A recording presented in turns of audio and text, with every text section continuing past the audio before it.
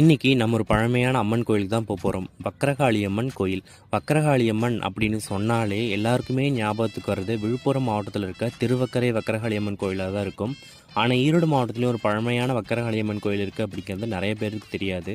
இந்த கோயில் எங்கே இருக்குன்னு பார்த்தீங்கன்னா ஈரோடு மாவட்டம் பெருந்துறை பக்கத்தில் இருக்க வாய்ப்பாடி அப்படிங்கிற ஊரில் தான் இருக்குது. நம்ம ஊர்களில் பரவலாகவே காணப்படுறது மாரியம்மன், காளியம்மன், மாகாளியம்மன் போன்ற அம்மன் வழிபாடுகள் தான் அதிகமாக இருக்கும். ஆனால் வக்கரகாளி அம்மன் பேரை அதிகமாக கேள்விப்பட்டிருக்கவே மாட்டோம். ஏன்னா இந்த வக்கரகாளி அம்மன் கோயில் தமிழ்நாட்டிலே ரெண்டே இடத்துல மட்டும்தான் இருக்குது. தமிழில் வக்ரம் அப்படின்னா வளைந்த அல்லது சாய்ந்த நிலை என்பது பொருள். புராண கதைகளின்படி வக்ராசுரன் அப்படிங்கிற அரக்கனை அம்மன் வதம் பண்ணனால இந்த அம்மனுக்கு வக்கரகாளி அம்மன் பெயர் வந்தது அப்படின்னு சொல்லப்படுது. இந்த அம்மனை வழிபட்டு வந்தால் திருமண தடை, காரிய தடை, ஏவல், பில்லி, சூனியம், கிரகதோஷங்கள், கண் திருஷ்டி போன்ற பிரச்சனைகள் நீங்கி நல்லது நடக்கும் அப்படிங்கிறது ஐதீகம். இந்த அம்மனை செவ்வாய், வெள்ளி, பௌர்ணமி, அமாவாசை போன்ற தினங்களில் கும்பிட்றது ரொம்பவுமே சிறப்பு.